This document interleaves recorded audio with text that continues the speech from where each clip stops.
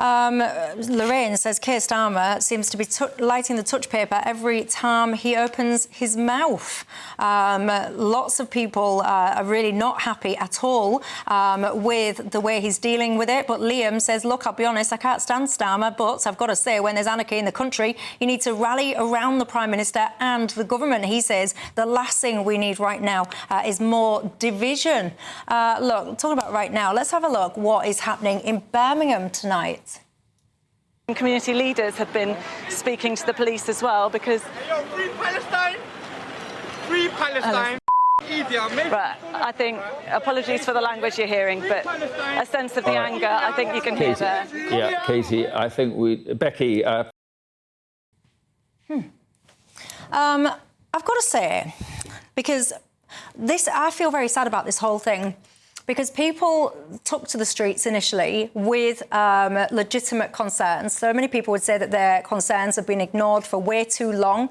I think a lot of those concerns are very, very valid. The problem that you've got now is that now this has all been overtaken because the most horrendous violence that you keep referencing. What was the one on what were the legitimate concerns that people took to the street on and started the violence on Tuesday in Southport and attacked the mosque? What were the legitimate concerns there?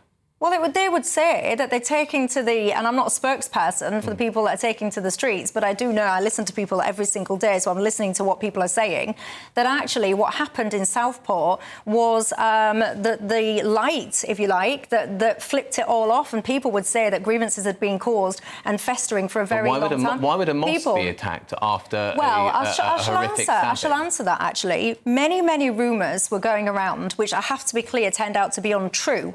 But from what I've seen and from what I've heard and from what I've understood by talking to people, there was an arrest made whilst that vigil was happening. Footage of that arrest went absolutely viral on social media. It's been, you might have even seen it yourself. It was spread far and wide, and that was reported. The BNP. And that was and that was reported to be a Muslim. So for those people on the ground, they were receiving reports that this is what had happened, that this Muslim had this knife and so on and so forth. It wasn't true.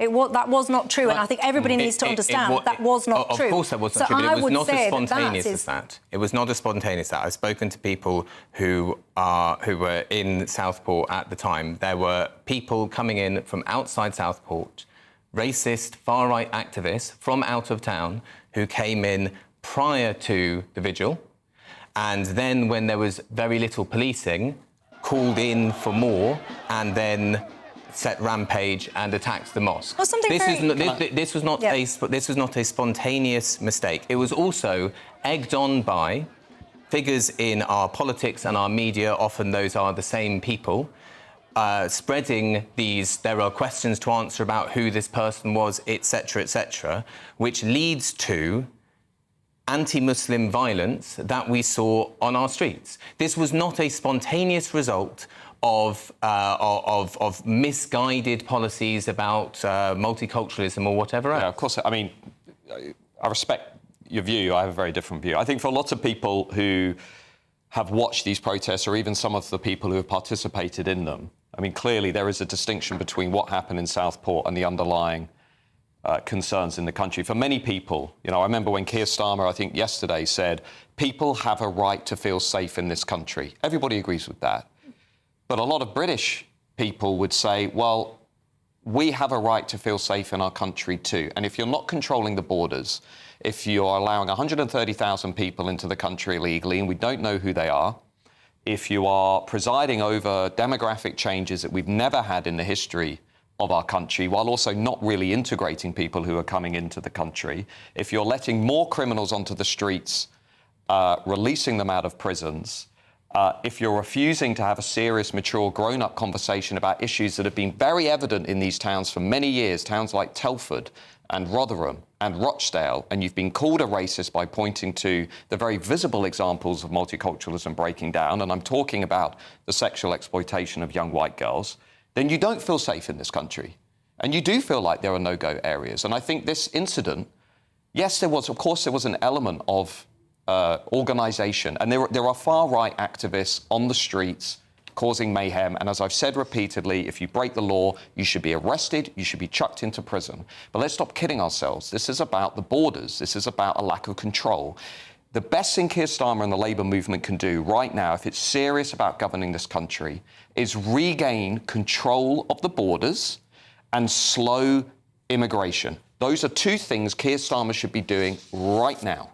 If he does that, I suspect these riots and protests will dissipate and Labour could go on to have a successful period in government. But if we're going to sit here pretending that this is actually about the far right rather than this groundswell of opposition on issues where, to be frank, the British people have been lied to and misled, I think this is going to escalate. And that's what I'm worried about. I don't really want this to escalate. And so I think we need to get control of nobody wants it to escalate. And I do need to reiterate... Well, I'm not sure that nobody wants it to escalate. OK, some wrong-uns that are intent on absolute chaos in society because perhaps they will actually stand to benefit for themselves. Yeah, perhaps some of those people want it to escalate. I certainly don't want it to escalate. And as I said repeatedly, previous shows last week, it's never acceptable to attack any place of worship, whether that's a mosque, a synagogue, a church, whatever. Those places, whilst they might not be important, I mean, I'm not overly religious, so, you know, places of worship to me, they're not really that relevant because I'm not religious. But to someone who is religious, those places mean an awful lot to them. They are very, very precious.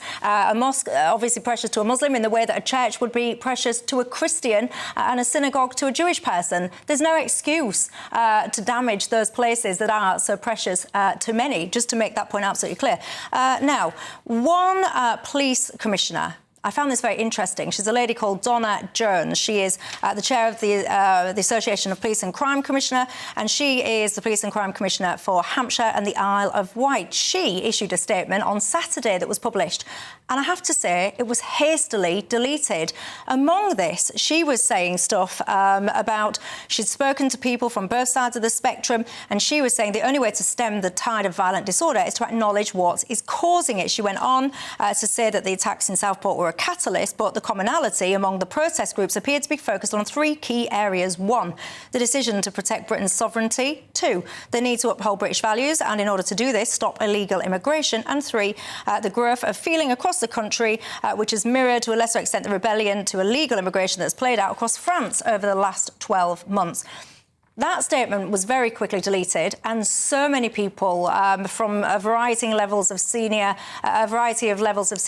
in public life have called for her to lose her job. It's ridiculous.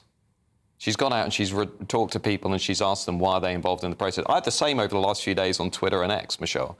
People kind of shrieking at me for pointing to wider issues because we're incapable of having a serious, mature discussion about these issues. It's very obvious as to why people feel so frustrated and fed up in this country. It's obvious to everybody except the people who presided over those policies, because if we start to acknowledge what has actually brought us here, and there are some policies that I think James and I would agree on. We've had 30 years, I would argue, of a political revolution that has left a lot of people feeling very alienated, very marginalised in British society. It isn't only to do with issues around migration. But if we start to have that debate, Michelle, about how this elite consensus has gone wrong in this country, well, then the elite class is going to feel threatened. So instead, what we're having is a very managed discussion, a tightly controlled discussion about social media, misinformation, disinformation, individual agitators, Tommy Robinsons, etc. What we're not doing is we're not getting into the more important discussion in this country about how we can fix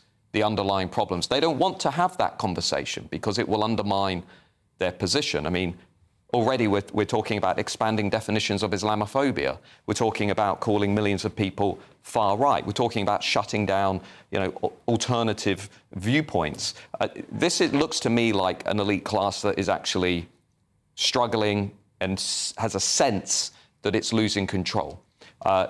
Free speech should not be the first victim of this scandal. Free speech, free expression needs to be protected and preserved. That's how we'll find our way through this. Where I agree with Matt is that the establishment, the elite that runs the country and has been destroying the country for, I'd say, longer than 30 years, I'd say more like 45 years, don't want to discuss those issues. And that is why a section of that elite has spent the last 30 years demonising migrants and demonising minorities and demonising Muslims, because it is to distract from the real discussion about the structural issues that Matt mentions, rather than to engage with them, because they would reorder the power we have in society. And where I radically disagree about this statement, I don't think that she should lose her job. I think it's an elected position. She can just be voted out. But the idea that these protests are about the need to uphold British values, I mean, how breaking into a hotel and trying to set it on fire with people inside it has got anything to do with... Hold on, to be fair to her, she released this before that had happened. So she didn't release this post people setting fire to hotels, people in it, and then after said this. 5 days of this kind of violence, which was going very much in that direction, a mosque had already been attacked, the incident in Hull had already happened. Many, many bad things had already happened at that point. And to say that this is... No, the incidents in Hull, which is my hometown... Oh, that was Saturday. That all occurred on Saturday. So I just want to be clear about this. She posted this early on Saturday. Lots of the horrendous events that you're describing, that we all agree are horrendous, they happened after that. So I think it's a very bad statement, but I think that there are elements of it that's correct in the same way I think a lot of what Matt's saying is very wrong, but elements of it are correct. Where she says just arresting people is not enough, you have to deal with underlying issues,